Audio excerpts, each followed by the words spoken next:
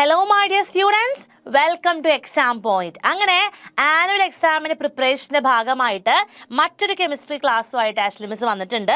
ഇന്ന് നമ്മൾ ഡിസ്കസ് ചെയ്യാൻ പോകുന്നത് +2 കെമിസ്ട്രിയിലെ സിമ്പിൾ ചാപ്റ്റർ ആയിട്ടുള്ള ബയോമോളിക്യൂൾസ് ആണ് അല്ലേ. ബയോമോളിക്യൂൾസ് നിങ്ങൾക്ക് അറിയാമല്ലോ, സിമ്പിൾ ആയിട്ടുള്ള കൺസെപ്റ്റ്സ് ആണുള്ളത്. വളരെ ഈസി ആയിട്ട് നമുക്ക് മാർക്സ് നേടിയെടുക്കാൻ പറ്റും. അപ്പോൾ എങ്ങനെയാണ് ബയോമോളിക്യൂൾസ് പഠിക്കേണ്ടത്, അതിലെ കുറച്ച് സിമ്പിൾ ആയിട്ടുള്ള ട്രിക്സും കാര്യങ്ങളൊക്കെയാണ് നമ്മൾ ഈ ഒരു വീഡിയോയിൽ ഉൾപ്പെടുത്തിയിട്ടുള്ളത്. അപ്പോൾ ഓൾറെഡി നമ്മൾ ഈ ഒരു ചാപ്റ്ററിൻ്റെ ഒരു ലൈവ് സെഷൻ അറേഞ്ച് ചെയ്തിട്ടുണ്ടായിരുന്നു അല്ലേ. പക്ഷേ ഇൻ ബിറ്റ്വീൻ ചെറിയൊരു പ്രോബ്ലം കാരണം നമുക്കത് എന്ത് ചെയ്യാൻ കംപ്ലീറ്റ് ആക്കാൻ സാധിച്ചില്ല. സോ എങ്കിൽ പോലും നിങ്ങളുടെ ആ ഒരു ചാപ്റ്റർ മിസ്സാവാൻ പാടില്ല എന്നുള്ളൊരു എന്താ പറയുക, ആ ഒരു തീരുമാനത്തിൻ്റെ പുറത്ത് നമ്മൾ വീണ്ടും ആ ഒരു ചാപ്റ്റർ റെക്കോർഡ് ചെയ്ത് നിങ്ങൾക്ക് വേണ്ടിയിട്ട് തരുന്നുണ്ട്. അപ്പോൾ ഇതിൽ ഗിവ് അവേ ക്വസ്റ്റ്യൻസും ഉണ്ട് കേട്ടോ. അറിയാവുന്നവർ കൃത്യമായിട്ട് ആൻസേഴ്സ് എഴുതി അയയ്ക്കുക. നിങ്ങൾക്ക് എന്ത് ചെയ്യും, കംപ്ലീറ്റ് സെറ്റ് ഓഫ് ഗൈഡ്സ് പ്രൈസായിട്ട് കിട്ടാനുള്ള ചാൻസ് കൂടിയാണ് നമ്മൾ വീണ്ടും തരുന്നത്. ഓക്കെ, അപ്പോൾ ലിങ്കൊക്കെ ഫ്രണ്ട്സിന് ഷെയർ ചെയ്തിട്ട് വേണം ഇത് കാണാൻ കേട്ടോ. അപ്പോൾ നമ്മൾ ബയോമോളിക്യൂൾസ് എന്ന ചാപ്റ്ററിനെ കുറിച്ച് പറയുമ്പോൾ പ്രധാനമായും നിങ്ങളുടെ മനസ്സിലേക്ക് എന്താ വരിക? ബയോമോളിക്യൂൾ എന്ന് കേൾക്കുമ്പോൾ നിങ്ങളുടെ മനസ്സിൽ എന്താ വരുന്നത്? എന്താണ് വരുന്നത്? അത് ഓർഗാനിക് കോമ്പൗണ്ട്സ് ആണ്, നിങ്ങൾക്കറിയാം അല്ലേ. And these organic compounds build up living organisms അല്ലേ.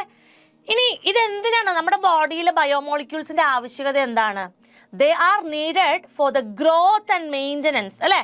വളർച്ചയ്ക്കും അതുപോലെ തന്നെ നമ്മുടെ ജീവിതം മുന്നോട്ട് പോകാനായിട്ടുള്ള നമ്മുടെ ശരീരത്തിൽ നടക്കേണ്ട പ്രക്രിയകൾക്കെല്ലാം എന്താവശ്യമാണ്? ബയോമോളിക്യൂളുകൾ ആവശ്യമാണ്. അപ്പോൾ these biomolecules are of great significance in the life of living beings. Okay, അപ്പോൾ നമ്മൾ ഡിസ്കസ് ചെയ്യാൻ പോകുന്നത് പ്രധാനമായിട്ടും 4 ബയോമോളിക്യൂളെ കുറിച്ചിട്ടാണ്. അപ്പോൾ ബയോമോളിക്യൂൾസ് എന്ന് പറയുമ്പോൾ they are organic compounds which build up living organisms. നിങ്ങൾ ഓർക്കണം, they are required for growth and maintenance എന്ന് പറയണം. ഇനി ഏതൊക്കെയാണ് പ്രധാന ബയോമോളിക്യൂൾസ്?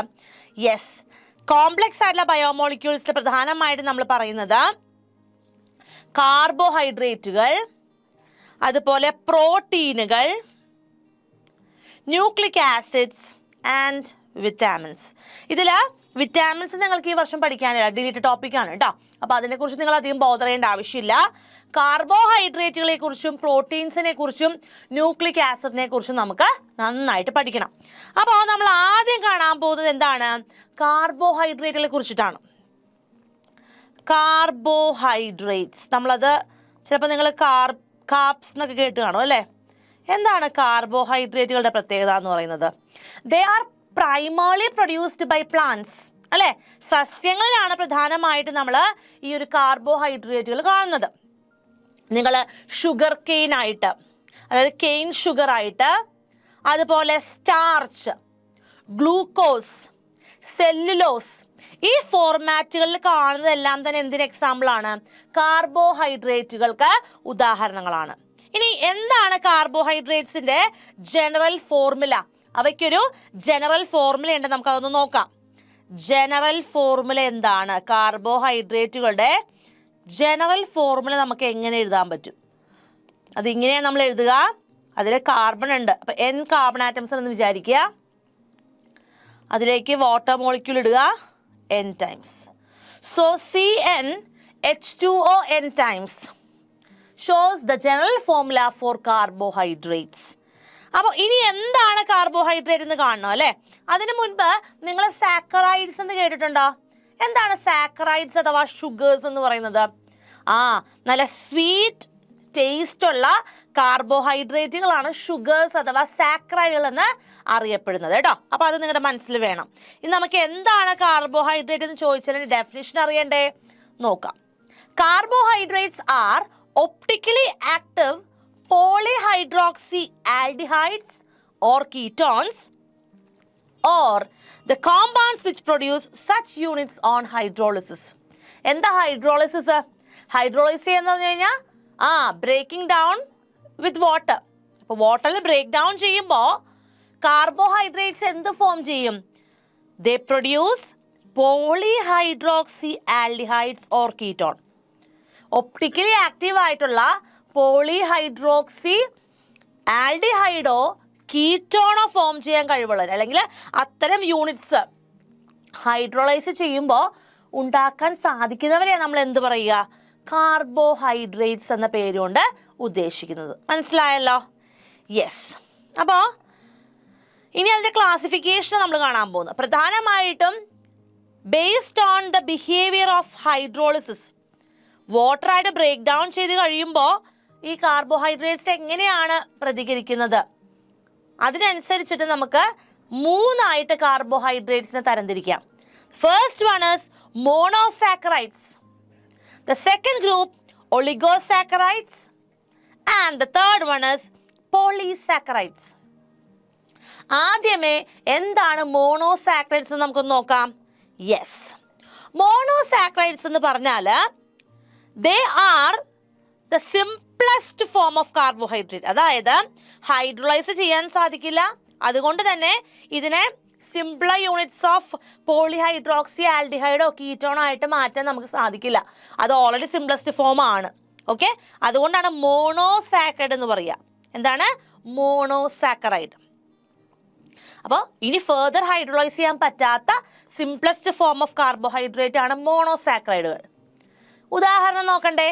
യെസ്, മോണോസാക്കറൈഡുകളുടെ പ്രധാന ഉദാഹരണമാണ് ഗ്ലൂക്കോസ്, മറ്റൊന്നാണ് fructose, and one more ribose. ഓർത്തിരിക്കാൻ മിസ് ഒരു എളുപ്പവഴി പറയട്ടെ. മോണോസാക്കറൈഡുകൾക്ക് 3 ഉദാഹരണങ്ങളാണ് നമുക്കുള്ളത്. ഇതിലെ ഫസ്റ്റ് ലെറ്റേഴ്സ് നോക്കിക്കേ. ജി ഉണ്ട്, എഫ് ഉണ്ട്, ആർ ഉണ്ട് അല്ലേ? അത് നിങ്ങളൊന്ന് സിംപ്ലിഫൈഡ് ഫോമിലൊന്ന് മനസ്സിലേക്കൊന്ന് കൊണ്ടുവന്നേ. എന്താണ് എഫ് ആർ ജി എന്ന് ഓർക്കാൻ സാധിക്കുമോ? F R G. F shows fructose, R shows ribose and G shows glucose. അപ്പോൾ മോണോസാക്കറൈഡ് ഉദാഹരണങ്ങൾ എന്ന് പറയുമ്പോൾ മനസ്സിലേക്ക് എന്ത് വരണം? എഫ് ആർ ജി എന്നുള്ളൊരു സിമ്പിൾ ഫോം വരണം. Okay, now let's have a look at the second type of carbohydrates. അതാണ് ഒളിഗോസാക്കറൈഡുകൾ. എന്താണ് ഒളിഗോസാക്കറൈഡ്?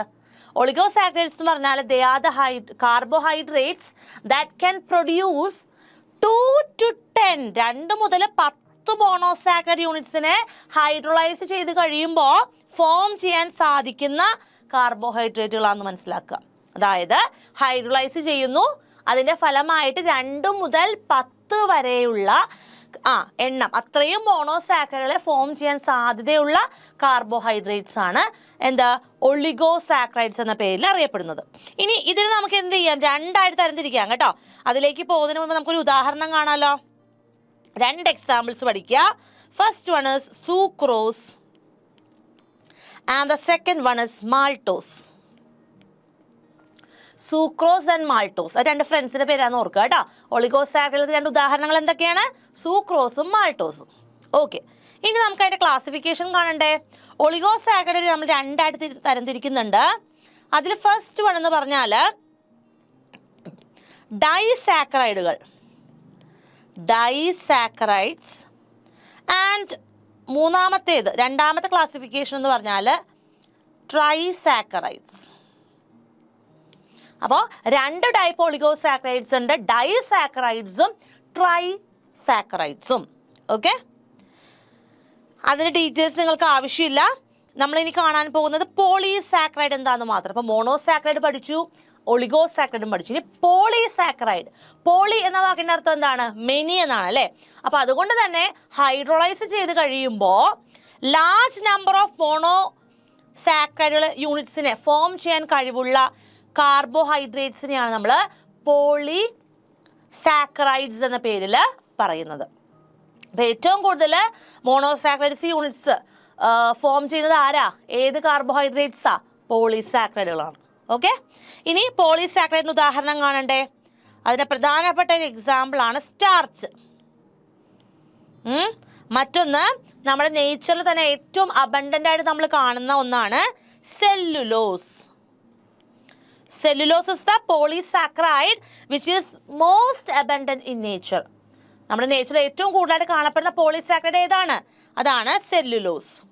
മറ്റൊന്നാണ് ഗ്ലൈക്കോജൻ. ഓക്കെ, അപ്പോൾ ഇനി മോണോസാക്കറൈഡുകൾക്ക് മറ്റൊരു ക്ലാസിഫിക്കേഷൻ കൂടി ഉണ്ട് കേട്ടോ. അപ്പോൾ അതെങ്ങനെയാണ് മനസ്സിലാക്കണം നോക്കിക്കേ. എത്ര കാർബൺ ആറ്റംസും ഫങ്ഷണൽ ഗ്രൂപ്പും ഉണ്ട് എന്നതിനെ ആശ്രയിച്ചിട്ട് മോണോസാക്കറൈഡുകളെ നമുക്ക് വീണ്ടും എന്ത് ചെയ്യാം, ക്ലാസിഫൈ ചെയ്യാം. ഓക്കെ, ഇവിടെ നോക്കിക്കേ, number of carbon atoms and functional group. അതിൻ്റെ ബേസിസിൽ ഇവിടെ നിങ്ങൾ നോക്കിയാൽ കാണാൻ സാധിക്കുന്നുണ്ട് പല എക്സാമ്പിൾസ്. അതെങ്ങനെ വന്നതെന്ന് മിസ് ഒന്ന് പറയാം. അതായത് നമ്മുടെ കയ്യിൽ ആൽഡിഹൈഡ് ഗ്രൂപ്പ് ഉണ്ടെന്ന് വിചാരിക്കുക. Suppose if aldehyde group is present, ആൽഡിഹൈഡിൻ്റെ ഗ്രൂപ്പ് ഉണ്ട്. അങ്ങനെ വരുമ്പോൾ അതിൻ്റെ പേരെന്തായിട്ട് മാറും, ആൽഡോസ് എന്നാവും. ആൽഡോസ്. ഓക്കെ, അതിൻ്റെ ഒരു ഉദാഹരണം പറയാം. 6 കാർബൺ ആറ്റംസ് ഉള്ള ഒരു ആൽഡോസിന് ഉദാഹരണം മിസ് കാണിക്കാം. 6 കാർബൺ ആറ്റംസ് പറയുമ്പോൾ എന്ത് വരും, ഹെക്സ് എന്ന് പേര് വരും അല്ലേ. അപ്പോൾ ആ ആൽഡിഹൈഡ് ഗ്രൂപ്പിന് എന്ത് പേര് വരും, ആൽഡോസ് എന്ന് പറയുവാണെങ്കിൽ ആൽഡോ ഹെക്സോസ്. ആൽഡോ ഹെക്സോസ് എന്ന് വരും. ഇനി നമ്മൾ കാണാൻ പോകുന്നത് ഒരു കീറ്റോ ഗ്രൂപ്പാണുള്ളതെങ്കിലോ, if keto group is present, കീറ്റോണിൻ്റെ ഗ്രൂപ്പാണുള്ളതെങ്കിൽ അതിൻ്റെ പേരെന്ത് വരും, കീറ്റോസ് എന്നാവും. അതിൻ്റെ ഒരു ഉദാഹരണം മിസ് പറയട്ടെ. നമുക്ക് 6 കാർബൺ ആറ്റംസ് ഉള്ള കീറ്റോസിനെ നമ്മൾ എന്ത് പേരാ പറയുക, കീറ്റോ ഹെക്സോസ്. അപ്പോൾ ആൽഡിഹൈഡ് ആണെങ്കിൽ ആൽഡോ എന്ന് വരും, കീറ്റോൺ ഗ്രൂപ്പ് ആണെങ്കിൽ കീറ്റോ എന്ന് സ്റ്റാർട്ട് ചെയ്യും. ബാക്കി നെയിം ആൽഡോസ് എന്ന് തന്നെയായിരിക്കും വരാൻ പോകുന്നത്. ഹെക്സോസ് 6 കാർബൺ ആറ്റം ആണെങ്കിൽ ഹെക്സോസ് എന്ന് വരും. കൂടുതൽ എക്സാമ്പിൾസ് നിങ്ങൾക്ക് ആ ഒരു ടേബിളിൽ കാണാൻ സാധിക്കുന്നില്ലേ. 3 കാർബൺ ആറ്റംസ് വന്നാൽ ട്രയോസ് എന്നാണ് ജനറൽ ടേം. ആൽഡിഹൈഡ് വന്നാൽ ആൽഡോ ട്രയോസ് എന്നും, അതുപോലെ കീറ്റോണാ വരുന്നതെങ്കിൽ കീറ്റോ ട്രയോസ് എന്നും ആവും. അങ്ങനെയാണെങ്കിൽ 4 കാർബൺ ആറ്റംസ് വരുമ്പോൾ ടെട്രോസ് എന്നാണ് ജനറൽ നെയിം. അത് ആൽഡോ ടെട്രോസ് എന്നും കീറ്റോ ടെട്രോസ് എന്നും അറിയപ്പെടും. അങ്ങനെ 5, 6, 7 കാർബൺ ആറ്റംസ് വരുമ്പോഴുള്ള പേരുകൾ അവിടെ കൊടുത്തിട്ടുണ്ട്. അതുകൂടെ നിങ്ങൾക്കൊന്ന് തന്നെ ചെയ്യാൻ ശ്രമിക്കണം കേട്ടോ, ശരിയാണെന്ന് നോക്കുക. അപ്പോൾ കോമൺ ജനറൽ ടേം പഠിച്ചു കഴിഞ്ഞാൽ എളുപ്പമാണ് അല്ലേ. ആൽഡിഹൈഡ് വരുന്നത് ആൽഡോ എന്ന പേര് ആഡ് ചെയ്യുക, കീറ്റോൺ ഗ്രൂപ്പാണ് വരുന്നതെങ്കിൽ കീറ്റോ എന്ന പേരും കൂടെ അതിൻ്റെ ഫ്രണ്ടിൽ ആഡ് ചെയ്താൽ മതി. കൺസെപ്റ്റ് ക്ലിയർ അല്ലേ എല്ലാവർക്കും? Yes, good. അപ്പോൾ ഇനി നമ്മൾ കാണാൻ പോകുന്നത് എങ്ങനെയൊക്കെയാണ് ഗ്ലൂക്കോസ് പ്രിപ്പയർ ചെയ്യുക. ഈ ഒരു ചാപ്റ്ററിൽ 2 മെത്തേഡ്സ് നമ്മൾ പഠിക്കുക. ഗ്ലൂക്കോസ് പ്രിപ്പയർ ചെയ്യാനായിട്ട് 2 മെത്തേഡ്സാണ് മിസ് പഠിപ്പിക്കാൻ പോകുന്നത് കേട്ടോ. അതിൽ തന്നെ ഫസ്റ്റ് മെത്തേഡ് എന്ന് പറയുന്നത് കെയിൻ ഷുഗർ അഥവാ സൂക്രോസിൽ നിന്ന് എങ്ങനെയാണ് ഗ്ലൂക്കോസ് പ്രൊഡ്യൂസ് ചെയ്യുന്നതെന്നാണ് മിസ് പറയാൻ പോകുന്നത്. അപ്പോൾ 2 മെത്തേഡ്സ് ഉണ്ട്. അതിൻ്റെ ഫസ്റ്റ് മെത്തേഡാണ് preparation of glucose from cane sugar or sucrose. നോക്കാം, നമ്മൾ ചെയ്യേണ്ടത് ഇങ്ങനെയാണ്. അതായത് നമ്മുടെ കയ്യിൽ സൂക്രോസ് ഉണ്ട്. ഈ സൂക്രോസിനെ ഡൈല്യൂട്ട് ഹൈഡ്രോക്ലോറിക് ആസിഡ് അല്ലെങ്കിൽ സൾഫ്യൂരിക് ആസിഡ് ആയിട്ട് ഞാൻ ബോയിൽ ചെയ്യുവാണ്. ബോയിൽ ചെയ്യേണ്ടത് ഒരു ആൽക്കഹോളിക് സൊല്യൂഷനിലാണ് കേട്ടോ. അങ്ങനെ ഞാൻ ബോയിൽ ചെയ്ത് കഴിയുമ്പോൾ I will get equal amount of glucose and fructose. 50% ഗ്ലൂക്കോസും 50% ഫ്രക്ടോസും ഉണ്ടാവുക. അപ്പോൾ നമ്മുടെ പ്രൊഡക്റ്റ് ആയില്ലേ, നോക്കിക്കേ, ആയി. ഇനി ഗ്ലൂക്കോസ് നമ്മൾ എങ്ങനെ ഐഡൻറ്റിഫൈ ചെയ്യും? ഐഡൻറ്റിഫൈ ചെയ്യാൻ നമുക്ക് സ്മെല്ലോ അങ്ങനെ എന്തെങ്കിലും വേണ്ടേ? യെസ്, നിങ്ങൾ സ്വീറ്റ് ഫ്രൂട്ട്സ് ഒക്കെ ഇല്ലേ, നല്ല സ്വീറ്റ് ടേസ്റ്റുള്ള ഫ്രൂട്ട്സുകൾ, അതുപോലെ ഹണി, തേൻ, നല്ല എന്താ പറയുക റൈപ്പ് ഗ്രേപ്സ്, പഴുത്ത മുന്തിരിങ്ങ, ഇതിലെല്ലാം ഉള്ളത് ഗ്ലൂക്കോസ് ആണ് കേട്ടോ. അപ്പോൾ നമുക്കിതിൻ്റെ ആ ഒരു മിസ് ഇപ്പോൾ പറഞ്ഞ പ്രിപ്പറേഷൻ, കെയിൻ ഷുഗറിൽ നിന്ന് എങ്ങനെയാണ് ഗ്ലൂക്കോസ് ഉണ്ടാവുന്നത് നമുക്കൊരു ഇക്വേഷൻ ആയിട്ടൊന്ന് എഴുതി നോക്കിയാലോ. എക്സാമിന് ഇക്വേഷൻ വളരെ ഇമ്പോർട്ടൻ്റ് ആയിട്ട് നിങ്ങൾ എഴുതണം കേട്ടോ. അപ്പോൾ നമുക്ക് നോക്കാം. ആദ്യമേ നമ്മൾ എന്തിൻ്റെ ഫോമുല എഴുതണം? സൂക്രോസിൻ്റെ ഫോമുല എഴുതണം അല്ലേ. എന്താ സൂക്രോസിൻ്റെ ഫോമുല? C12H22O11. അതാണ് സൂക്രോസ് അഥവാ കെയിൻ ഷുഗർ എന്ന് പറയാം. ഇനി ഇതിലേക്ക് ഞാൻ എന്താ ചെയ്യുന്നത്? Dilute hydrochloric acid or sulphuric acid add ചെയ്യുന്നു ഇൻ ആൽക്കഹോളിക് സൊല്യൂഷൻ. അവിടെ അപ്പോൾ എന്താ കിട്ടുന്നത്? അവിടെ H+ അയോൺ വരും അല്ലേ. അങ്ങനെ വന്നു കഴിയുമ്പോൾ ഇവിടെ എന്ത് സ്പ്ലിറ്റിങ് നടക്കാൻ പോകുന്നതെന്ന് അറിയാമോ? ഓൾറെഡി സൂക്രോസിൽ 12 കാർബൺ ആറ്റംസ് ഉണ്ട് അല്ലേ. അതുപോലെ ഹൈഡ്രജൻ 22 എണ്ണം ഉണ്ട്. അപ്പോൾ ഇവിടെ H+ കൂടി വന്നു കഴിയുമ്പോൾ അത് എന്തായിട്ട് മാറും? അവിടെ വരാൻ പോകുന്ന ട്രാൻസ്ഫർമേഷൻ ഇതാണ്. C6H12O6 എന്ന് പറയുന്ന ഗ്ലൂക്കോസിനെയും ഒപ്പം ഒരു പ്രൊഡക്റ്റ് കൊണ്ട് കിട്ടുന്നത് എന്താണ്? C6H12O6 എന്നുള്ള ഫ്രക്ടോസിനെയും കിട്ടും. അതുകൊണ്ടാണ് മിസ് പറഞ്ഞത് ഇത് രണ്ടും ഈക്വൽ എമൗണ്ട് ആണ്. ഗ്ലൂക്കോസും കിട്ടി ഫ്രക്ടോസും കിട്ടി. പക്ഷെ ഗ്ലൂക്കോസും ഫ്രക്ടോസും ഫോം ചെയ്യുന്നത് എത്രയാണ്? They are formed in equal amount. തുല്യ അളവിലാണ് ഈ ഒരു പ്രക്രിയ കഴിയുമ്പോൾ എനിക്ക് എന്ത് കിട്ടുന്നത്? ഗ്ലൂക്കോസും ഫ്രക്ടോസും കിട്ടുന്നത്. എനിക്ക് വേണ്ട പ്രോഡക്റ്റ് ഗ്ലൂക്കോസാണ്. അപ്പോൾ ഫ്രക്ടോസും എന്ത് ചെയ്യുന്നുണ്ട്? ആ ഒരു പ്രോസസ്സിൽ ഫോം ചെയ്യുന്നുണ്ട്. ക്ലിയർ ആണല്ലോ? So this is the first method for the preparation of glucose using sucrose അഥവാ കെയിൻ ഷുഗർ. പക്ഷെ പരീക്ഷയ്ക്ക് കുറച്ചുകൂടി കൂടുതലായിട്ട് വന്നു കണ്ടിട്ടുള്ളത് പ്രിപ്പറേഷൻ ഫ്രം സ്റ്റാർച്ച് ആണ്. കാരണം ഗ്ലൂക്കോസ് നമ്മൾ സ്റ്റാർച്ചിൽ നിന്ന് ഉണ്ടാക്കുന്നത് കൊമേഴ്ഷ്യൽ പ്രിപ്പറേഷനാണ്. ശരിക്കും പറഞ്ഞു കഴിഞ്ഞാൽ it is the commercial preparation of glucose. അപ്പോൾ ഓർക്കണം, ഗ്ലൂക്കോസിനെ സ്റ്റാർച്ചിൽ നിന്ന് നമ്മൾ ഗ്ലൂക്കോസ് ഉണ്ടാക്കുക എന്ന് പറയുമ്പോൾ അവിടെ എന്ത് മെത്തഡാണ് വരുന്നത്? ഇറ്റ് ഈസ് ദ കൊമേഴ്ഷ്യൽ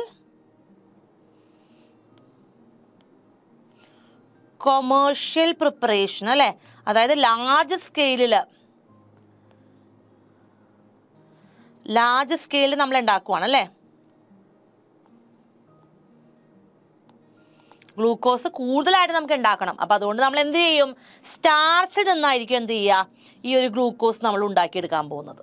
അപ്പം എങ്ങനെയാണെന്ന് നോക്കിയാലോ? വളരെ വളരെ ഇമ്പോർട്ടൻ്റ് ആണ് കേട്ടോ, ശ്രദ്ധിച്ചിരിക്കുക. അതായത് നമ്മൾ ചെയ്യുന്നത് ഹൈഡ്രോളൈസേഷൻ. ഹൈഡ്രോളൈസിസ് ചെയ്യും. ഹൈഡ്രോളൈസ് ചെയ്യാന്ന് വെച്ചാൽ എന്താണ്? ബ്രേക്ക് ഡൗൺ വിത്ത് വാട്ടർ അല്ലേ? വാട്ടറായിട്ട് ബ്രേക്ക് ഡൗൺ ചെയ്യുമ്പോൾ സ്റ്റാർച്ചിന് എന്ത് മാറ്റം ഉണ്ടാവുന്നുണ്ട്? നമ്മൾ ഡൈല്യൂട്ട് സൾഫ്യൂരിക് ആസിഡ് ഹീറ്റ് ചെയ്യാൻ പോവാ. ഹീറ്റ് ചെയ്ത് കഴിയുമ്പോൾ അവിടെ രണ്ട് കണ്ടീഷൻസ് ഉണ്ട് കേട്ടോ. Temperature should be 393 kelvin and pressure should be 2 to 3 atmosphere. ഈ രണ്ട് കണ്ടീഷൻസ് പാലിച്ചാൽ മാത്രമേ നമ്മൾ ഉദ്ദേശിച്ച പോലെ ഗ്ലൂക്കോസ് എന്ത് ചെയ്യാൻ പറ്റുള്ളൂ? പ്രിപ്പയർ ചെയ്യാൻ പറ്റുള്ളൂ. അപ്പോൾ നമുക്ക് അതിൻ്റെ ഇക്വേഷൻ നോക്കിയാലോ? യെസ്, അതായത് നമ്മളിവിടെ പറഞ്ഞ സ്റ്റാർച്ച് അഥവാ സെല്ലുലോസ്, അതിൻ്റെ ഫോമുല എന്താ? C6H10O5N times. ഇതാണ് നമ്മുടെ സ്റ്റാർച്ച് അഥവാ സെല്ലുലോസ്. ഇതിനെ നമ്മൾ എന്ത് ചെയ്യുവാണ്? N മോളിക്യൂൾസ് ഓഫ് വാട്ടറായിട്ട് കമ്പൈൻ ചെയ്യുന്നു. ആസിഡ് ഉള്ളതുകൊണ്ട് H+ കിട്ടും ബോയിൽ ചെയ്യുമ്പോൾ. കണ്ടീഷൻസ് ഞാൻ പറഞ്ഞല്ലോ. എന്താ കണ്ടീഷൻസ്? 393 കെൽവിൻ ആയിരിക്കണം, 2 to 3 അറ്റ്മോസ്ഫിയർ പ്രഷറും ആയിരിക്കണം. ഇങ്ങനെ വന്നു കഴിയുമ്പോൾ നമുക്ക് എന്താണ് പ്രൊഡക്റ്റ് കിട്ടാൻ പോകുന്നത്? V will get N molecules of glucose, C6H12O6. So ഇതാണ് നമ്മുടെ പ്രൊഡക്റ്റ് അല്ലേ? എന്താണിത്? This is glucose. This is glucose, ആ പ്രോഡക്റ്റ്. ക്ലിയർ ആണല്ലോ എല്ലാവർക്കും? So commercial preparation of glucose എന്ന് പറയുന്നത് സ്റ്റാർച്ചിൽ നിന്ന് അഥവാ സെല്ലുലോസിൽ നിന്ന് എങ്ങനെ ഗ്ലൂക്കോസ് ഉണ്ടാക്കാം എന്നുള്ളതാണ്. എന്താ ചെയ്യേണ്ടത്? Hydrolysis of starch on boiling with dilute sulphuric acid at 393 Kelvin and 2 to 3 atmospheric pressure will give you glucose. അപ്പോൾ ഈ ഫോർമുല കൂടി നിങ്ങൾ എഴുതി പഠിക്കണം കേട്ടോ. ചിലപ്പോൾ നമ്മൾ ഒറ്റ പ്രാവശ്യം പറയുമ്പോൾ മനസ്സിലായെന്ന് തോന്നും, പക്ഷേ പരീക്ഷാ ഹാളിൽ ചിലപ്പോൾ ഇക്വേഷൻസ് ഒക്കെ പറഞ്ഞു പോകും അല്ലേ? സോ കിളി പോവാതിരിക്കണമെങ്കിൽ എന്ത് ചെയ്യണം? You should write it and learn. Okay children, clear അല്ലേ? സോ ഇനി നമ്മൾ കാണാൻ പോകുന്നത് പ്രോട്ടീൻസിനെ കുറിച്ചിട്ട്. അപ്പോൾ കാർബോഹൈഡ്രേറ്റ്സിനെ കുറിച്ച് കംപ്ലീറ്റ് ആയിട്ട് നമ്മൾ പഠിച്ചു കഴിഞ്ഞല്ലേ? അപ്പോൾ നമ്മൾ പഠിച്ചുകൊണ്ടിരുന്നപ്പോൾ അവിടെ സ്ട്രക്ചർ ഓഫ് ഗ്ലൂക്കോസും ഫ്രക്ടോസും മിസ് പറഞ്ഞില്ല അല്ലേ? അതെന്താ ഡീറ്റെയിൽഡ് പറയാതിരുന്നേ? അവിടുന്ന് ക്വസ്റ്റ്യൻ വരാറുള്ളതല്ലേ? അത് ഇമ്പോർട്ടൻ്റ് ടോപ്പിക് ആയതുകൊണ്ട് തന്നെ മിസ് അതിൻ്റെ ഡിസ്ക്രിപ്ഷൻ വീഡിയോ ആയിട്ട് അതിൻ്റെ ലിങ്ക് താഴെ കൊടുത്തിട്ടുണ്ട്. നിങ്ങൾ എന്ത് ചെയ്യുക? ആ ലിങ്കിൽ ടച്ച് ചെയ്തിട്ട് ആ ഡിസ്ക്രിപ്ഷൻ വീഡിയോ കാണുക കേട്ടോ. ഡീറ്റെയിൽസ് അതിൽ കാണാം. Structure of glucose and fructose detailed ആയിട്ട് നമ്മൾ അവിടെ കൊടുത്തിട്ടുണ്ട്. Okay, yes. Moving to proteins. ഇപ്പോൾ ബയോമോളിക്യൂൾസിൽ പ്രധാനപ്പെട്ട രണ്ടാമത്തെ ഒരു ഗ്രൂപ്പാണ് എന്ത്? പ്രോട്ടീൻസ് എന്ന് പറയുന്നത്. നമുക്കറിയാം proteins are the most abundant biomolecules of the living system. ഏറ്റവും അബണ്ടന്റ് ആയിട്ട് ലിവിങ് സിസ്റ്റത്തിൽ കാണുന്ന ബയോമോളിക്യൂൾ ഏതാണ്? അത് പ്രോട്ടീൻസ് ആണ് അല്ലേ? നമ്മൾ പ്രോട്ടീൻ റിച്ച് ആയിട്ടുള്ള പല ഫുഡുകളും നമ്മുടെ ഡയറ്റിൽ ഉൾപ്പെടുത്താറുണ്ട് അല്ലേ? ഏതൊക്കെയാണെന്നൊന്ന് പറയാമോ? ഈ പിക്ചർ നോക്കിയാൽ തന്നെ നിങ്ങൾക്ക് കുറേയൊക്കെ കിട്ടും അല്ലേ? മിൽക്ക്, അതുപോലെ ഫിഷ്, മീറ്റ്, പൾസസ്, പിന്നെ ചീസ്, പീനട്ട്, ഇതെല്ലാം they are the chief sources of protein. അപ്പോൾ ഇതെല്ലാം നമ്മുടെ ഡയറ്റിൽ ഉൾപ്പെടുത്തേണ്ടത് എന്താണ്? It is very important to make sure that you are having enough proteins for your synthesis. Okay, അപ്പോൾ പ്രോട്ടീൻസിനെ കുറിച്ച് പറയുമ്പോൾ നിങ്ങളുടെ മനസ്സിലൊരു ചിന്തയുണ്ടാവും, ഇത് എവിടെ നിന്നാണ് ഈ ഒരു വാക്ക് ഉണ്ടായത്. സോ ഒരു ഗ്രീക്ക് വാക്കിൽ നിന്നാണ് പ്രോട്ടീൻസ് എന്നുള്ളൊരു വാക്ക് ഉണ്ടാവുന്നത് കേട്ടോ. Proteus, PROTEIOS.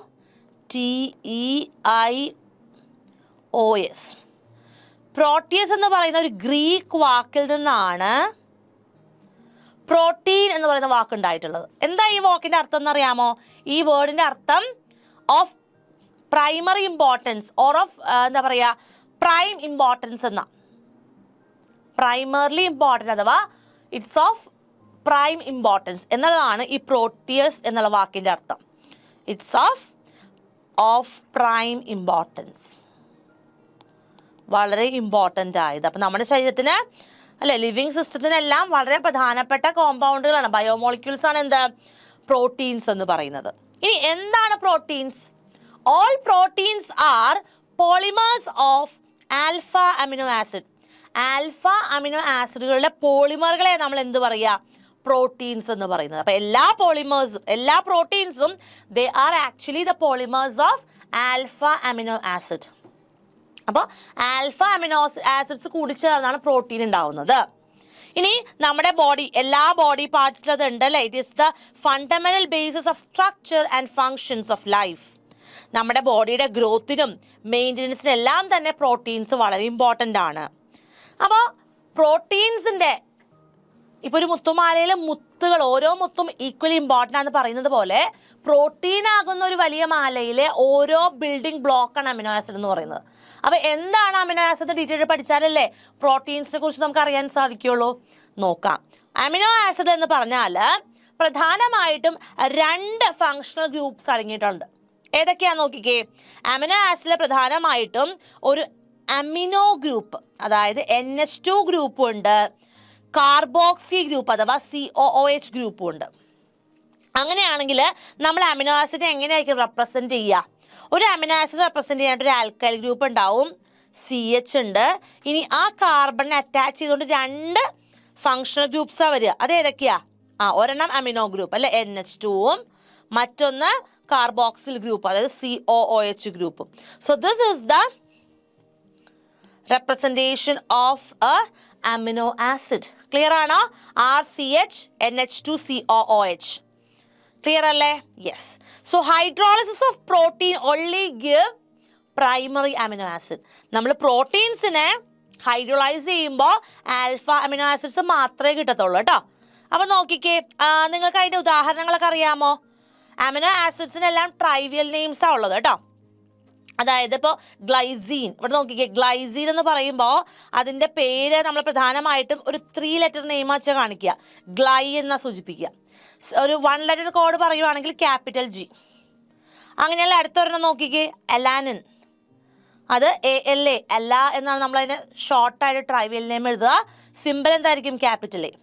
അതുപോലെ വാലൈൻ ആണെങ്കിൽ VAL, ലെറ്റർ V ആയിരിക്കും. ല്യൂസിൻ LEU, ക്യാപിറ്റൽ L വെച്ചിട്ടായിരിക്കും നമ്മൾ ഡിനോട്ട് ചെയ്യുന്നത്. ക്ലിയർ ആണല്ലോ? So all amino acids have their trivial names.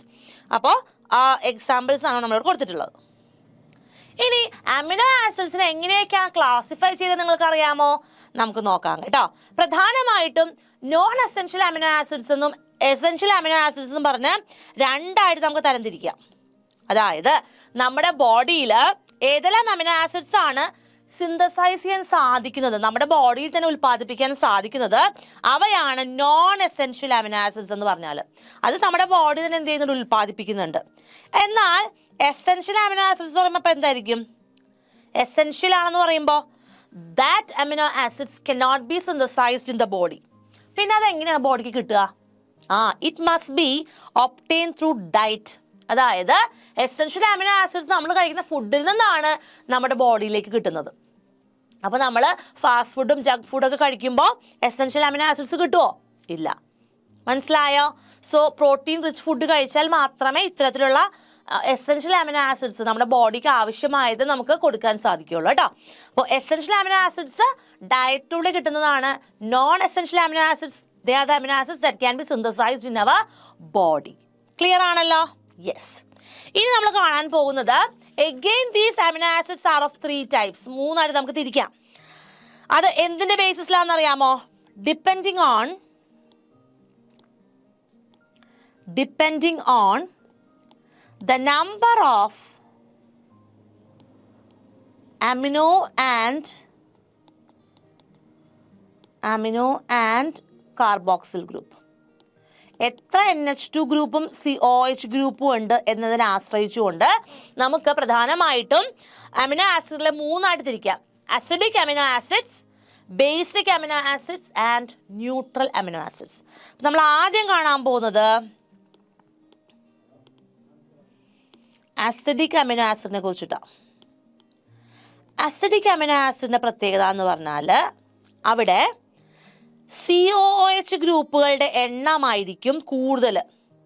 COH ഗ്രൂപ്പിൻ്റെ എണ്ണം കൂടുതലായിരിക്കും കമ്പയർഡ് ടു NH2 ഗ്രൂപ്പ്. അതായത് carboxyl group will be more than that of the amino group. അങ്ങനെ വന്നാൽ അത് അസിഡിക് ആയിരിക്കും. ഓക്കെ, അങ്ങനെയാണെങ്കിൽ എന്തായിരിക്കും ബേസിക്? ബേസിക് അമിനോ ആസിഡ് എന്ന് പറഞ്ഞാൽ അവിടെ amino group, number of amino group will be greater than COOH group. മിസ് ഗ്രൂപ്പ് എന്നൊക്കെ സിമ്പിൾ ഫോമിലാണ് GP എന്ന് എഴുതുന്നത്. നിങ്ങൾ എഴുതാത്തോട്ടെ GP എന്നാ. Okay, and finally coming to the third one. ഏതാണ് മൂന്നാമത്തേത്? നമ്മൾ കാണാൻ പോകുന്നത് neutral amino acids. Neutral amino acids എന്ന് പറയുമ്പോൾ എന്തായിരിക്കും? അവിടെ രണ്ട് ഫങ്ഷണൽ ഗ്രൂപ്പ്, അതായത് COH ഗ്രൂപ്പും NH2 ഗ്രൂപ്പും രണ്ടും നമ്പർ ഈക്വൽ ആയിരിക്കും.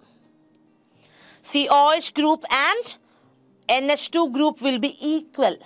അങ്ങനെയാണ് നമ്മൾ acidic, basic and neutral amino acids അവയെ തരംതിരിക്കുന്നത് based on the number of NH2 group and carboxyl group. ഈ ഒരു ക്ലാസിഫിക്കേഷനും ക്ലിയർ ആയോ മക്കൾക്ക്?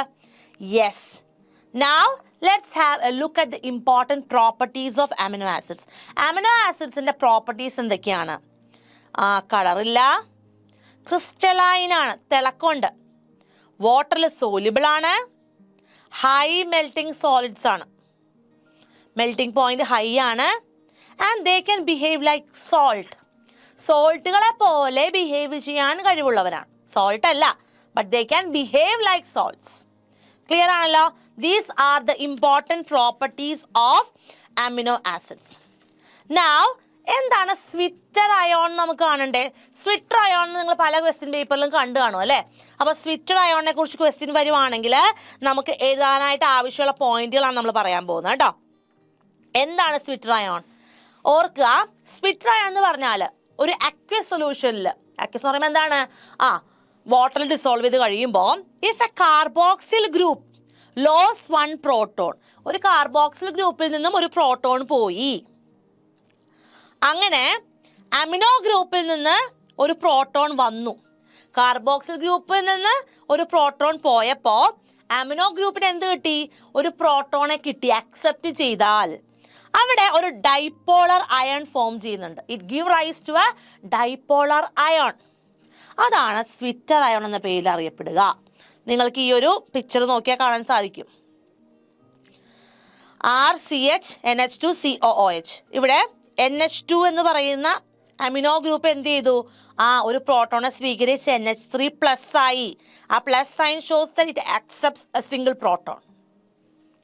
COH നോക്കിക്കേ, അവിടെ ഒരാൾ പോയി അല്ലേ? അതുകൊണ്ടാണ് അവിടെ CO- ഒരു പ്രോട്ടോൺ പോയി. അപ്പോൾ അവിടെ എന്ത് ഫോം ചെയ്തു? ഒരു ഡൈപോളർ അയോൺ ഫോം ചെയ്തു. That is known as സ്വിറ്റർ ion. അതിൻ്റെ ഫോമുല എന്താ? RCH NH3+ COO-. That is A സ്വിറ്റർ ion. Clear അല്ലേ? യെസ്. ഇനി നമുക്ക് പ്രോട്ടീൻ്റെ സ്ട്രക്ചർ കാണണം. എന്താ പഠിക്കാൻ പോകുന്നത്? Structure of proteins. So proteins എന്ന് പറഞ്ഞാൽ ദേ are the polymers of alpha amino acid and they are connected to each other by a peptide bond or a peptide linkage, which is an amide formed between COOH group and NH2 group. അപ്പോൾ proteins എന്ന് പറഞ്ഞാൽ അത് polymers ആണ്. Alpha amino ആസിഡ്സിനെ നമുക്കറിയാം. അവരെ പരസ്പരം connect ചെയ്തിരിക്കുന്നത് എങ്ങനെയാണ്? By using a peptide bond അല്ലെങ്കിൽ പെപ്റ്റൈഡ് ലിങ്കേജ് എന്ന് പറയാം. ഇനി ഈ പെപ്റ്റൈഡ് ലിങ്കേജ് എങ്ങനെ ഉണ്ടായത്? It is formed as amide formed between COOH group and NH2 group. COOH ഗ്രൂപ്പും NH2 ഗ്രൂപ്പും അമിനോ ഗ്രൂപ്പും അതുപോലെ തന്നെ കാർബോക്സിൽ ഗ്രൂപ്പും കൂടി കമ്പൈൻ ചെയ്തപ്പോൾ അവിടെ ഒരു അമൈഡ് ഉണ്ടായി അല്ലേ. അങ്ങനെയാണ് ഈ ഒരു പെപ്റ്റൈഡ് ബോണ്ട് അഥവാ പെപ്റ്റൈഡ് ലിങ്കേജ് ഉണ്ടാവുന്നത്. അപ്പോൾ പ്രോട്ടീൻ്റെ സ്ട്രക്ചറിനെ കുറിച്ച് മനസ്സിലായില്ലേ? കുറച്ചുകൂടി ഡീറ്റെയിൽ ആയിട്ട് പഠിക്കേണ്ടതുണ്ട്. അതുകൊണ്ട് തന്നെ നമുക്ക് നോക്കാം. ഈ NH2 ഗ്രൂപ്പും അമിനോ ആസിഡ് മോളിക്യൂളിൻ്റെ NH2 ഗ്രൂപ്പ് മറ്റൊന്നിൻ്റെ COH ഗ്രൂപ്പായിട്ട് കമ്പൈൻ ചെയ്യുമ്പോൾ എന്താ പറ്റുന്നതെന്ന് അറിയാമോ? അവിടെ നിന്നൊരു വാട്ടർ മോളിക്യൂൾ പോകും. അങ്ങനെ അതെന്ത് ഫോം ചെയ്യും? It forms A peptide bond. അതാണ് CONH എന്ന് പറയുന്നത്. അതായത് NHൽ നിന്ന് ഒരു മോളിക്യൂളിൻ്റെ NH2വും ഇവിടെ അപ്പോൾ വേറെ എന്തോ ഉണ്ട് കേട്ടോ ഇവിടെ. അതുപോലെ മറ്റൊരാളുടെ COOH ഗ്രൂപ്പും കൂടിയാണ് കമ്പൈൻ ചെയ്ത്. നിങ്ങൾ ഓർക്കണം, രണ്ടുപേർക്കും ബ്രാഞ്ചുകളുണ്ട്. നമ്മൾ ആ വേണ്ടവരെ മാത്രം എടുക്കുന്നുള്ളൂ. അപ്പോൾ അതിൽ നിന്ന് എന്തൊക്കെയാണ് പോവുക? യെസ്, ഇവിടെ നിന്ന് H പോകുന്നുണ്ട്, ഇവിടെ നിന്ന് എന്താ പോവുക? OHും പോകുന്നുണ്ട്. അങ്ങനെ പോയി കഴിയുമ്പോൾ നമുക്ക് എന്ത് കിട്ടും? വി വിൽ ഗെറ്റ് CONH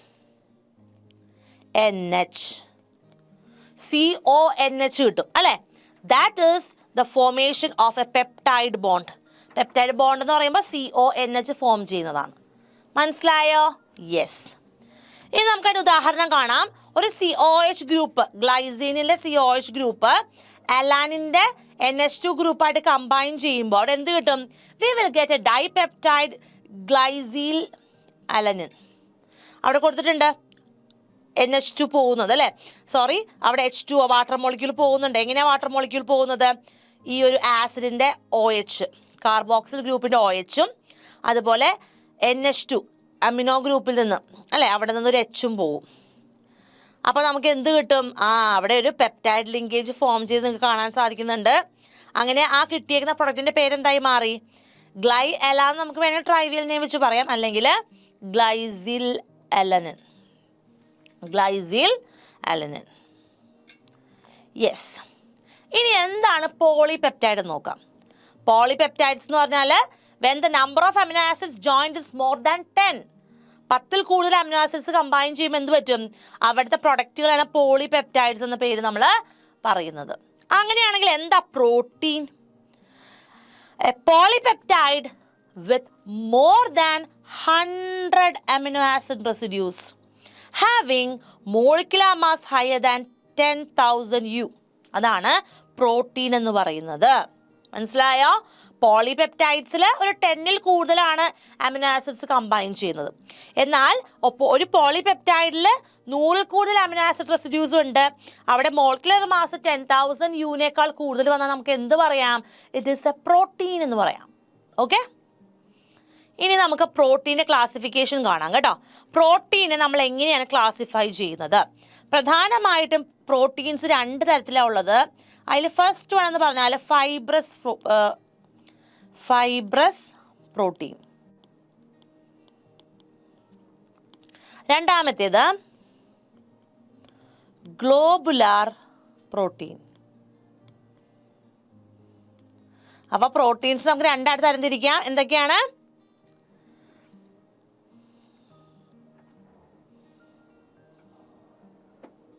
പ്രധാനമായിട്ട് നമുക്ക് 2 ആയിട്ടും തരംതിരിക്കാവുന്നത്. അതിൽ ഒന്നാമത്തേതാണ് ഫൈബ്രസ് പ്രോട്ടീൻ ആൻഡ് രണ്ടാമത്തെ കാറ്റഗറിയാണ് ഗ്ലോബുലാർ പ്രോട്ടീൻസ്. ഓക്കെ, നമുക്ക് ഡീറ്റെയിൽ ആയിട്ട് നോക്കാം. ഫൈബ്രസ് പ്രോട്ടീൻ എന്ന് പറഞ്ഞാൽ പോളിപെപ്റ്റൈഡ് ചെയിൻസ് പരസ്പരം പാരലൽ ആയിട്ടാണ് മൂവ് ചെയ്യുന്നത്. And they are held together by hydrogen and disulphide bond. അവിടെ ഹൈഡ്രജൻ ബോണ്ടും ഉണ്ട്, ഡൈസൾഫൈഡ് ബോണ്ടും ഉണ്ട്. അതാണ് ഇവരെ പരസ്പരം ഒരുമിച്ച് ചേർത്ത് നിർത്തിയിരിക്കുന്നത്. അതുകൊണ്ട് തന്നെ അവർക്കൊരു ഫൈബർ ലൈക്ക് സ്ട്രക്ചർ ആയിരിക്കും ഉണ്ടാവുക. They will be having a fibre like structure. And this fibrous proteins are insoluble in water. Water dissolve ചെയ്യില്ല. They are insoluble in water. ഇനി ഫൈബ്രസ് പ്രോട്ടീൻ എവിടെയൊക്കെ കാണുന്നതെന്ന് അറിയാമോ? അതിൻ്റെ എക്സാമ്പിൾ നിങ്ങൾക്കറിയാമോ? പ്രധാനമായിട്ടും നമ്മുടെ നഖങ്ങളിൽ, നെയിൽസിൽ, അതുപോലെ വുഡിൽ, സിൽക്കിലെല്ലാം കാണുന്നത് ഫൈബ്രസ് ആയിട്ടുള്ള പ്രോട്ടീൻസ് ആണ്. അതായത് കെരാറ്റിനിലുള്ളത്. ഇതെല്ലാം കെരാറ്റിനിൻ്റെ ഭാഗമായിട്ട് വരുന്നത്. കെരാറ്റിൻ ട്രീറ്റ്മെൻറ്റ് നിങ്ങൾ കേട്ടിട്ടില്ലേ? അപ്പോൾ കെരാറ്റിനിൽ എന്തുണ്ട്? ഫൈബ്രസ് പ്രോട്ടീനാണ് ഉള്ളത്. The keratin found in nail, wood and silk. മറ്റൊരു എക്സാമ്പിൾ എന്ന് പറഞ്ഞാൽ മയോസിൻ. മയോസിൻ എവിടെയാണുള്ളത്? It is mainly present in muscles, അല്ലേ? മസിൽസിനാണുള്ളത്. So keratin and myosin are the two best examples for fibrous protein. Clear അല്ലേ? Coming to globular protein. എന്താണപ്പോൾ ഇവിടെ? The chains of polypeptides coil around to give a spherical shape. ഒരു spherical shape form ചെയ്യും. അത് വാട്ടറിൽ സോല്യബിളും ആയിരിക്കും. നിങ്ങൾക്ക് ഇതിൻ്റെ എക്സാമ്പിൾസ് അറിയാവുന്നതാ. ഇൻസുലിൻ നിങ്ങൾ കേട്ടിട്ടില്ലേ? Insulin is an example for globular protein. മറ്റൊന്നാണ് എഗ്ഗിൻ്റെ ആൽബുമിൻ. Egg albumin. ഓക്കെ, ഇത് രണ്ടും ഗ്ലോബുലാർ പ്രോട്ടീൻസിന് ഉദാഹരണങ്ങളാണ്. ഇനി നമുക്ക് പ്രോട്ടീൻസിൻ്റെ സ്ട്രക്ചർ ഡീറ്റെയിൽ ആയിട്ട് പഠിക്കണം. ദ പ്രോട്ടീൻ്റെ സ്ട്രക്ചറും അതിൻ്റെ ഷേപ്പും 4 ഡിഫറെൻറ്റ് ലെവൽസിലാണ് നമ്മൾ പഠിക്കേണ്ടത്. പ്രൈമറി സ്ട്രക്ചർ പഠിക്കണം, സെക്കൻഡറി സ്ട്രക്ചർ ഓഫ് പ്രോട്ടീൻസ് അറിയണം, tertiary structure and quaternary structure. ഇതെല്ലാം പ്രോട്ടീൻസിൽ 4 ഡിഫറെൻറ്റ് ലെവൽസ് ഓഫ് പ്രോട്ടീൻ സ്ട്രക്ചറാണ്. 4 ഈക്വലി ഇമ്പോർട്ടൻ്റ് ആണ് കേട്ടോ. അപ്പം നിങ്ങൾ നോക്കണം, എക്സാമിന് കൂടുതലും വന്ന് കണ്ടുള്ളത് ക്വാട്ടേണറി ഓർ ടെർഷ്യറി സ്ട്രക്ചറാണ് കേട്ടോ. കാണാം. ആദ്യം നമ്മൾ കാണുന്നത് പ്രൈമറി സ്ട്രക്ചർ ഓഫ് പ്രോട്ടീൻ ആണ്. ഇവിടെ group or A sequence of amino acids in a polypeptide chain കാണാൻ സാധിക്കും. ഞാൻ പറഞ്ഞില്ലേ, ഒരു മുത്തുമാലയിൽ കുറേ മുത്തുകൾ കോർത്തതുപോലെ ഓരോ മുത്തും ഓരോ അമിനോ ആസിഡിനെ സൂചിപ്പിക്കുക. അങ്ങനെ അമിനോ ആസിഡ്സ് ഗ്രൂപ്പായിട്ട് കമ്പൈൻ ചെയ്യുന്നു. ഇവരെ തമ്മിൽ കോർക്കാൻ ഒരു നൂല് വേണ്ടേ? അങ്ങനെ കണക്ട് ചെയ്യുന്നവരാണ് ആര്? Polypeptide chain. മനസ്സിലായോ? So a sequence of amino acids in a polypeptide chain, അതെന്തിനെ സൂചിപ്പിക്കും? It shows the primary structure of protein. Clear അല്ലേ? അങ്ങനെയാണെങ്കിൽ സെക്കൻഡറി സ്ട്രക്ചർ പറയുമ്പോൾ എന്തായിരിക്കും വ്യത്യാസം? അവിടെ it refers to the shape in which a long polypeptide chain can exist. ഇത് 2 different type of സ്ട്രക്ചേഴ്സാണ് പ്രധാനമായിട്ടും കാണുക കേട്ടോ. അതായത് ആൽഫ ഹെലിക്സ് ആയിട്ട് നമ്മൾ കാണും. അതുപോലെ രണ്ടാമത്തേത് ബീറ്റ പ്ലീറ്റഡ് ഷീറ്റ് ആയിട്ട് നമ്മൾ കാണും. അപ്പോൾ നമുക്ക് ആദ്യം ആൽഫ ഹെലിക്സ് ഒന്ന് നോക്കാം. അതായത് ഇവിടെ നമ്മൾ ഉദ്ദേശിക്കുന്നത് ഇത്രയേ ഉള്ളൂ, folding of polypeptide chains. Polypeptide chains fold ചെയ്യുന്നു, ഹെലിക്സ് ആയിട്ടോ ഷീറ്റ്സ് ആയിട്ടോ ഫോൾഡ് ചെയ്യപ്പെടുകയാണ് ചെയ്യുന്നത് സെക്കൻഡറി സ്ട്രക്ചർ പറയുമ്പോൾ. അതിൽ ആദ്യം നമ്മൾ ഡിസ്കസ് ചെയ്യുന്നത് ആൽഫ ഹെലിക്സ് സ്ട്രക്ചറാണ്. ഹെലിക്സ് സ്ട്രക്ചറിനെ കുറിച്ച് പറയുമ്പോൾ എന്താ നിങ്ങൾ ഓർക്കേണ്ടത്? ഏറ്റവും കോമൺ ആയിട്ട് നമ്മൾ പോളിപെപ്റ്റൈഡ് ചെയിൻസിനെ ട്വിസ്റ്റ് ചെയ്യുന്നത് ഹെലിക്സ് ഫോം ചെയ്തുകൊണ്ടാണ്. അവിടെ NH2 group of each amino acid residue hydrogen bond to the C double ബോണ്ടോ of the adjacent turn of the helix. Just അത് മനസ്സിലാക്കുക, അതാണ് ഇവിടെ കൊടുത്തിരിക്കുന്നത്. ഇനി ബീറ്റ പ്ലീറ്റഡ് ഷീറ്റ് എന്ന് പറയുമ്പോൾ എന്താ? അവിടെ എല്ലാ പെപ്റ്റൈഡ് ചെയിൻസും they are stretched out to nearly maximum extension. അതുകൊണ്ട് തന്നെ they are laid side by side. ഇനി അവർ തമ്മിൽ കൂട്ടി നിർത്തിയത് എന്താ? അവരെ ഒന്നിപ്പിച്ച് നിർത്തുന്ന ഫോഴ്സ് എന്താ? It is the intermolecular hydrogen bond.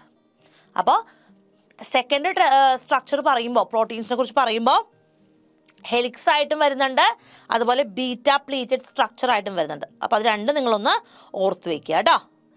നമുക്കിനി കാണാം tertiary structure of protein. Tertiary structure എന്ന് പറയുമ്പോൾ it represents the 3D folding pattern of a protein. എന്താണ്? 3D പാറ്റേൺ ആണെന്ന് ഓർക്കുക. Due to the side chain interaction. So it includes the overall folding of the polypeptide chain. അതായത് secondary സ്ട്രക്ചറിനെ വീണ്ടും നമ്മൾ fold ചെയ്യുക. അതുകൊണ്ടാണ് ഞാൻ പറഞ്ഞത് it represents the 3D folding pattern എന്ന്. It represents the 3D folding pattern of a protein. അതെന്തുകൊണ്ടാണ് അത് ഉണ്ടാവുന്നത്? Due to side chain interactions. Side chain interaction ഉണ്ടാവുന്നത് കൊണ്ടാണ് 3D ഫോൾഡിംഗ് പാറ്റേൺ ഉണ്ടാവുക. അപ്പോൾ അങ്ങനെ 2 മോളിക്കുലർ ഷേപ്സ് അവിടെ ഫോം ചെയ്യും. ഒന്നെങ്കിൽ ഫൈബ്രസ് ആയിട്ടുള്ളത്, അല്ലെങ്കിൽ ഗ്ലോബുലാർ ആയിട്ടുള്ള പ്രോട്ടീൻ ആയിട്ട് അതിന് രൂപാന്തരപ്പെടാൻ സാധിക്കും. അപ്പോൾ അത് സംഭവിക്കുന്നത് എവിടെ വെച്ചിട്ടാ? ടെർഷ്യറി സ്ട്രക്ചർ ഫോം ചെയ്യുമ്പോഴാണ്. ഇനി നമുക്ക് ഒരു സ്ട്രക്ചർ കൂടി കാണണം, ക്വാട്ടേണറി സ്ട്രക്ചർ ഓഫ് പ്രോട്ടീൻ. അതായത് ക്വാട്ടേണറി സ്ട്രക്ചറിൽ protein consist of more than 1 amino acid chain. ഒന്നിൽ കൂടുതൽ അമിനോ ആസിഡ് ചെയിൻ അവിടെ ഉണ്ടാവും. So some of the proteins are composed of 2 or more peptide chain. ഞാൻ പറഞ്ഞില്ലേ, ഒരു പോളിപെപ്റ്റൈഡ് ചെയിൻ വരുമ്പോൾ അതൊരു പ്രോട്ടീനെ സൂചിപ്പിക്കുന്നത്. അപ്പോൾ ഇവിടെ രണ്ടിൽ കൂടുതൽ പോളിപെപ്റ്റൈഡ് ചെയിൻ വരുമ്പോൾ എന്താ അതിനർത്ഥം? ഒന്നിൽ കൂടുതൽ എന്തുണ്ടാവുന്നുണ്ട്? അമിനോ ആസിഡ് ചെയിൻ അവിടെ കമ്പൈൻ ചെയ്തു എന്നർത്ഥം. അപ്പോൾ അതിനെല്ലാം നമ്മൾ സബ് യൂണിറ്റ്സ് എന്നാ പറയുക. സോ ക്വാട്ടേണറി സ്ട്രക്ചർ എന്താണെന്ന് ചോദിച്ചാൽ നിങ്ങൾ ഇങ്ങനെ എഴുതുക: it is a spatial arrangement of the sub units of polypeptide chain with respect to each other. പരസ്പരം നമ്മൾ എന്ത് ചെയ്യുവാണ്? രണ്ടിൽ കൂടുതലോ ഉള്ള പോളിപെപ്റ്റൈഡ് ചെയിനുകളെ എന്ത് ചെയ്യുന്നു? They are connected to each. ആ സ്പേഷ്യൽ അറേഞ്ച്മെന്റിനെയാണ് നമ്മൾ എന്ത് പറയുന്നത്? ക്വാട്ടേണറി സ്ട്രക്ചർ എന്നതുകൊണ്ട് ഉദ്ദേശിക്കുന്നത്. മനസ്സിലായോ? And we are coming to the next topic, denaturation of protein. ഇത് വളരെ ഇമ്പോർട്ടൻ്റ് ആണ് കേട്ടോ. ഒരുപാട് വർഷങ്ങൾ റിപ്പീറ്റ് ആയിട്ട് വന്നിട്ടുള്ള ഒരു ആനുവൽ എക്സാമിൻ്റെ ക്വസ്റ്റ്യൻ ആണ് ഡീനേച്ചറേഷൻ ഓഫ് പ്രോട്ടീൻ. നോക്കാം. നിങ്ങൾ മിൽക്ക് കേർഡ് ആവുന്നത് കണ്ടില്ലേ? മിൽക്ക് എങ്ങനെയാണ് കേർഡ് ആവുന്നത് നിങ്ങൾക്കറിയാം. അതുപോലെ coagulation of egg white,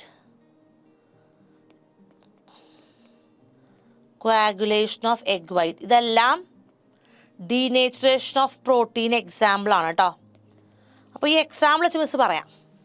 ഒരു പ്രോട്ടീൻ അതിൻ്റെ നേറ്റീവ് ഫോമിൽ, ഉത്ഭവത്തിൻ്റെ ഫോമിൽ പല ഫിസിക്കൽ ചേഞ്ചിനും വിധേയപ്പെടാം, അല്ലേ? അതായത് ടെമ്പറേച്ചർ മാറാം. മുട്ട തന്നെ നമുക്കറിയാമല്ലോ, കോഴിമുട്ടയോ അല്ലെങ്കിൽ താറാമുട്ടയൊക്കെ നമ്മൾ നന്നായിട്ട് ബോയിൽ ചെയ്ത് കഴിയുമ്പോഴാണ് എന്ത് ചെയ്യുന്നത്? അതിൻ്റെ സ്ട്രക്ചർ കട്ട പിടിക്കുന്നത്, കോയാഗുലേറ്റ് ചെയ്യുന്നത്. ശരിയല്ലേ? സോ ഒരു പ്രോട്ടീൻ അതിൻ്റെ നേറ്റീവ് ഫോമിൽ നമ്മളൊരു ഫിസിക്കൽ ചേഞ്ചിന് വിധേയമാക്കുമ്പോൾ ടെമ്പറേച്ചർ മാറാം, അല്ലെങ്കിൽ എന്തെങ്കിലും ഒരു കെമിക്കൽ ചേഞ്ച്, pH മാറുകയോ ഹൈഡ്രജൻ ബോൺസ് ഡിസ്റ്റർബ്ഡ് ആവുകയൊക്കെ ചെയ്യാം, അല്ലേ? അങ്ങനെ വന്നു കഴിയുമ്പോൾ ദ ഗ്ലോബ്യൂൾസ്, അതിനുള്ളിലുള്ള ഗ്ലോബ്യൂൾസ് എന്ത് ചെയ്യും? They get unfolded. ആ ഫോൾഡിങ്സ് ഇല്ലാതെയാവും. അങ്ങനെ ഹെലിക്സ് അഴിയും, അല്ലേ? അൺകോയിലാവും. അങ്ങനെ പ്രോട്ടീൻ എന്ത് സംഭവിക്കും? അതിൻ്റെ ബയോളജിക്കൽ ആക്ടിവിറ്റി നഷ്ടപ്പെടും. ബയോളജിക്കൽ ആക്ടിവിറ്റി നഷ്ടപ്പെട്ടു കഴിഞ്ഞാൽ പിന്നെ വല്ല ഗുണമുണ്ടോ? ഇല്ല. അതുകൊണ്ടാണ് ഡീനേച്ചറേഷൻ ഓഫ് പ്രോട്ടീൻ. ആ പ്രോട്ടീൻ്റെ ഘടന തന്നെ മാറിപ്പോയി. അതുകൊണ്ടാണ് പാലിന് തൈരിൻ്റെ ഒരു പ്രോപ്പർട്ടി ഇല്ലാത്തത്. എൻറ്റയർലി ഡിഫറെൻറ്റ് പ്രോപ്പർട്ടി അല്ലേ? അതുപോലെ തന്നെ എഗ് വൈറ്റ് കോയാഗുലേറ്റ് ചെയ്യുമ്പോഴും അതിൻ്റെ ഒരു ഇൻറ്റൻസിറ്റി, കട്ടിക്ക് പോലും ഒരു വ്യത്യാസം വരുന്നത്, ടേസ്റ്റ് പോലൊക്കെ മാറുന്നത് അതുകൊണ്ടാണ്. ഓക്കെ. സോ എന്താ ഡീനേച്ചറേഷൻ ഓഫ് പ്രോട്ടീൻ എന്ന് പറഞ്ഞാൽ നമ്മൾ ഉദ്ദേശിക്കുക? ഒരു പ്രോട്ടീൻ അതിൻ്റെ നേറ്റീവ് ഫോമിൽ ഏതെങ്കിലും ഒരു ഫിസിക്കൽ ചേഞ്ചിനോ കെമിക്കൽ ചേഞ്ചിനോ വിധേയമാകുമ്പോൾ അവിടെ എന്ത് സംഭവിക്കും? അവിടെ ഹൈഡ്രജൻ ബോണ്ടുകളൊക്കെ ഡിസ്റ്റർബ്ഡ് ആയി, ഗ്ലോബ്യൂൾസ് അൺഫോൾഡ് ചെയ്യപ്പെടുന്നു, ഹെലിക്സ് അൺകോയിൽ ചെയ്യപ്പെടുന്നു. അങ്ങനെ പ്രോട്ടീൻസിന് അതിൻ്റെ ബയോളജിക്കൽ ആക്ടിവിറ്റി നഷ്ടപ്പെട്ടു പോകും. പാല് തൈരാവാം, എഗ് വൈറ്റ് കോയാഗുലേറ്റ് ചെയ്യപ്പെടാം. ഇത് രണ്ടും ഡീനേച്ചറേഷൻ ഓഫ് പ്രോട്ടീനെയാണ് സൂചിപ്പിക്കുന്നത്. Yes, coming to the give away time. അതിന് മുൻപ് ഒരു കാര്യം പറയട്ടെ. നമ്മുടെ ഈ ഒരു ചാപ്റ്ററിൽ ന്യൂക്ലിക് ആസിഡ് എന്നുള്ള ടോപ്പിക്കും കൂടി നിങ്ങൾക്ക് പഠിക്കാനുണ്ട് കേട്ടോ. ആ ടോപ്പിക്കിനെ കുറിച്ച് പറയുമ്പോൾ നിങ്ങൾ ഓർക്കേണ്ട ഒരു കാര്യമുണ്ട്. അതിന് ഡീറ്റെയിൽഡ് ആയിട്ടുള്ളൊരു വീഡിയോ മിസ് ഇവിടെ കൊടുത്തിട്ടുണ്ട്. അപ്പം നിങ്ങൾ ഡിസ്ക്രിപ്ഷനിൽ നോക്കുക, മിസ് അതിൻ്റെ ലിങ്ക് കൊടുത്തിട്ടുണ്ട് ന്യൂക്ലിക് ആസിഡിൻ്റെ. അത് നിങ്ങൾ കാണണം. ഓക്കെ, അത് കണ്ടു കഴിഞ്ഞാൽ നിങ്ങൾക്ക് എന്ത് ചെയ്യാൻ പറ്റും? ഈസി ആയിട്ട് പഠിക്കാൻ പറ്റും കേട്ടോ. അപ്പം നമ്മുടെ ഗിവ് അവേ ടൈം സ്റ്റാർട്ട് ചെയ്യാൻ പോവാണ്. ഇന്നത്തെ ക്വസ്റ്റ്യൻസിന് ആൻസർ ചെയ്യാൻ എല്ലാവരും റെഡിയല്ലേ? അപ്പോൾ ലൈവ് അന്ന് നമുക്ക് കംപ്ലീറ്റ് ചെയ്യാൻ പറ്റിയില്ല, ചെറിയ ടെക്നിക്കൽ ഇഷ്യൂ കാരണം നമുക്കന്ന് സ്റ്റോപ്പ് ചെയ്യേണ്ടി വന്നെങ്കിലും നിങ്ങൾക്ക് ആർക്കും പ്രൈസ് കിട്ടാനുള്ള ചാൻസ് മിസ്സാവാൻ ഞങ്ങൾക്ക് ഇഷ്ടമില്ല. അതുകൊണ്ടാണ് നമ്മൾ എന്ത് ചെയ്യുന്നത്? ഇതൊരു വീഡിയോ ആയിട്ട് അപ്ലോഡ് ചെയ്യുന്നത് കേട്ടോ. അപ്പോൾ നിങ്ങൾ അറിയാവുന്ന ഒരു ആൻസേഴ്സ് കണ്ടുപിടിച്ചിട്ട് എന്ത് ചെയ്യുക? അയക്കുക. കൃത്യമായിട്ട് 5 ചോദ്യങ്ങൾക്ക് ഉത്തരം പറയാൻ സാധിക്കുന്നവരെ കാത്തിരിക്കുന്നത് നിങ്ങളുടെ ക്ലാസ്സിലത്തെ complete set of exam point guides. അപ്പോൾ ഈ ഒരു +2 എക്സാം നല്ല ബെസ്റ്റ് മാർക്കിൽ കുറഞ്ഞ ടൈം കൊണ്ട് പഠിച്ചെടുക്കാൻ നിങ്ങൾ ഈ ഒരു ബുക്സ് സഹായിക്കും. റെഡിയാണോ? Yes. First question is here. എന്താ ചോദ്യം നോക്കിക്കേ. Identify the peptide bond among the following. ഇത് സിമ്പിൾ ക്വസ്റ്റ്യൻ അല്ലേ? പെപ്റ്റൈഡ് ബോണ്ട് ഏതാന്ന്? സിമ്പിൾ ആണ്. എ ആണോ, ബി ആണോ, സി ആണോ, ഡി ആണോ? അതിൽ നിങ്ങൾ എന്താണ്? ഇപ്പോൾ സി ആണെങ്കിൽ ആ ഓപ്ഷൻ സി എന്ന് മാത്രം ടെക്സ്റ്റ് ചെയ്ത് അയച്ചാൽ മതി കേട്ടോ. എ ആണെങ്കിൽ എ, ആ ലെറ്റർ മാത്രം എഴുതി അയക്കുക. Okay, this is our first question. അടുത്ത ക്വസ്റ്റ്യൻ പറയട്ടെ. Yes. Which of the following base is not present in RNA? അയ്യോ, അപ്പം നിങ്ങൾ ഓർക്കുന്നുണ്ടോ മിസ് ആറിനെ കുറിച്ചൊന്നും പറഞ്ഞു തന്നില്ലല്ലോ, പിന്നെ എന്താ മിസ് ക്വസ്റ്റ്യൻ ചോദിക്കുന്നത് അല്ലേ? അപ്പം നിങ്ങൾ എന്ത് ചെയ്യണം, ഇപ്പോൾ തന്നെ നിങ്ങൾ മിസ് പറഞ്ഞ 2 ലിങ്കുകൾ ഉപയോഗിച്ച ഡിസ്ക്രിപ്റ്റീവ് വീഡിയോ കാണുക കേട്ടോ. അപ്പം നിങ്ങൾക്ക് സ്ട്രക്ചർ ഓഫ് ഗ്ലൂക്കോസും ഫ്രക്ടോസും മനസ്സിലാവും, അതുപോലെ ന്യൂക്ലിക് ആസിഡിനെ കുറിച്ചും എല്ലാ കാര്യങ്ങളും വ്യക്തമായി മനസ്സിലാവും. എന്നിട്ട് വേണം ഈ ആൻസേഴ്സ് എഴുതി അയക്കാൻ. ഓക്കെ, അപ്പോൾ ഓർക്കണം, ഈ ഒരു ചാപ്റ്ററിലെ പല ടോപ്പിക്സും ഡിലീറ്റഡ് ആണ്. പ്രധാനമായിട്ടും പോളിസാക്കറൈഡുകൾ, ഡൈസാക്കറൈഡുകൾ, importance of carbohydrates, enzymes, vitamins, hormones, ഇത്രയും ടോപ്പിക്സ് ഡിലീറ്റഡ് ആണ്. അതുകൊണ്ടാണ് മിസ് ആ ടോപ്പിക്കുകളൊന്നും തന്നെ ഇവിടെ ഡിസ്കസ് ചെയ്യാതിരുന്നത് കേട്ടോ. നമുക്ക് എക്സാമിന് വേണ്ട ടോപ്പിക്സ് മാത്രമാണ് നമ്മൾ ഡിസ്കസ് ചെയ്ത് പോയത്. അപ്പോൾ ഈ 2ാമത്തെ ചോദ്യത്തിന് ഉത്തരം നിങ്ങൾ വീഡിയോ കണ്ട് മനസ്സിലാക്കിയതിന് ശേഷം എന്ത് ചെയ്യണം, കൃത്യമായിട്ട് ചെയ്ത് അയക്കുക കേട്ടോ. എ ആണെങ്കിൽ adenine, B thymine, C guanine and D uracil. ഏതാണെന്ന് വെച്ച് കഴിഞ്ഞാൽ അതിൻ്റെ കറക്റ്റ് ഓപ്ഷൻ നമ്പർ മാത്രം നിങ്ങൾ എഴുതി അയക്കുക. This is our second question. 3ാമത്തെ ചോദ്യം ഇതാണ്. Classify the following into monosaccharides and disaccharides. ഇതിൽ മോണോസാക്രൈഡ്സും ഉണ്ട്, ഡൈസാക്രൈഡ്സും ഉണ്ട്. മോണോസാക്രൈഡ് ഏതാണെന്നുള്ളത് ഹൈഫനറ്റ് എഴുതുക, ഡൈസാക്രൈഡ് ഏതാണെന്ന് അതും ഹൈഫനറ്റ് എഴുതുക. That is the third question. ഏതൊക്കെയാണ് മോണോസാക്രൈഡ്സും ഡൈസാക്രൈഡ്സും എന്ന് നിങ്ങൾ കണ്ടുപിടിക്കുക. ഓക്കെ, അത് നമ്മൾ ഓൾറെഡി വീഡിയോയിൽ പറഞ്ഞു. ഇനി നമുക്ക് മറ്റൊരു ചോദ്യത്തിലേക്ക് പോവാം. 4ാമത്തെ ചോദ്യം. Name the type of linkage between the 2 monosaccharide units through oxygen atom in a disaccharide. ആ ലിങ്കേജിൻ്റെ പേര് എല്ലാവർക്കും അറിയാലോ. അതിൻ്റെ പേര് പെട്ടെന്നൊന്ന് ആൻസർ ചെയ്തയക്കുക കേട്ടോ. Our last question of the day. Yes, 5th question. എന്താണ്? Which of the following is an example of globular protein? ഇപ്പം ഞാൻ പറഞ്ഞതാ. A. Myosin, B. Collagen, C. Insulin and D. Keratin. Correct answer ഏതാണെന്നുള്ളത് നിങ്ങൾ A അല്ലെങ്കിൽ B, C, D ഏതാണെന്ന് കൃത്യമായിട്ടൊന്ന് type ചെയ്ത് അയക്കുക, ക്വസ്റ്റ്യൻ നമ്പർ ഉൾപ്പെടെ കേട്ടോ. അങ്ങനെ നമ്മൾ ബയോമോളിക്യൂൾസ് എന്ന ചാപ്റ്റർ വളരെ നന്നായി തന്നെ പഠിച്ചെടുത്തു അല്ലേ? എല്ലാവർക്കും ക്ലിയർ അല്ലേ? സിമ്പിൾ ചാപ്റ്റർ അല്ലേ? അധികം ഇക്വേഷൻസ് ഒന്നുമില്ല. കുറച്ച് കാര്യങ്ങൾ നമ്മൾ മനസ്സിലാക്കി വെച്ചാൽ തന്നെ ഈ ഒരു ചാപ്റ്ററിൽ നിന്ന് പ്രധാനമായിട്ടും ഒരു 1 മാർക്കിൻ്റെയോ ഒരു 3 മാർക്കിൻ്റെ ക്വസ്റ്റ്യനാണ് വരാൻ ചാൻസ് ഉള്ളത്. അപ്പോൾ കൃത്യമായിട്ട് കാര്യങ്ങളെല്ലാം മനസ്സിലായില്ലേ? അപ്പോൾ മറ്റൊരു ചാപ്റ്ററായിട്ട് വീണ്ടും മിസ് കെമിസ്ട്രി ക്ലാസ്സിൽ വരും. എല്ലാ ദിവസവും നമ്മുടെ ലൈവുകൾ നടക്കുന്നുണ്ട്. വൈകിട്ട് 5 മണി മുതലാണ് ലൈവുകൾ സ്റ്റാർട്ട് ചെയ്യുന്നത്. 5ാം ക്ലാസ് മുതൽ 12ാം ക്ലാസ് വരെയുള്ള എല്ലാ കുട്ടികൾക്കും ഉപകാരപ്രദമാകുന്ന രീതിയിൽ പരീക്ഷയുടെ അവസാന ദിവസം വരെ നിങ്ങൾക്ക് വേണ്ട എല്ലാ ഹെൽപ്പും നൽകാനായിട്ട് ഞങ്ങൾ ടീച്ചേഴ്സ് എക്സാം പോയിന്റിൻ്റെ ഈ ഒരു പ്ലാറ്റ്ഫോമിൽ വരുന്നുണ്ട്. സോ ട്രൈ ടു എന്താണ് ഈ ഒരു ഓഫറിനെ കുറിച്ചിട്ട് നിങ്ങളെ ഫ്രണ്ട്സിലേക്ക് എത്തിക്കാനായിട്ട് നിങ്ങൾ ശ്രമിക്കുക. And there are chance for the 5 to get the prizes every day. Complete set of guides ആണ് നിങ്ങളെ കാത്തിരിക്കുന്ന സമ്മാനം. അപ്പോൾ ഇന്നത്തെ പ്രൈസ് ചിലപ്പോൾ നിങ്ങൾക്കായിരിക്കും. കൃത്യമായിട്ട് ആൻസേഴ്സ് കണ്ടുപിടിച്ച് നിങ്ങൾ അയക്കുക. And I will be back with yet another chapter. അതുവരെ ബൈ ബൈ.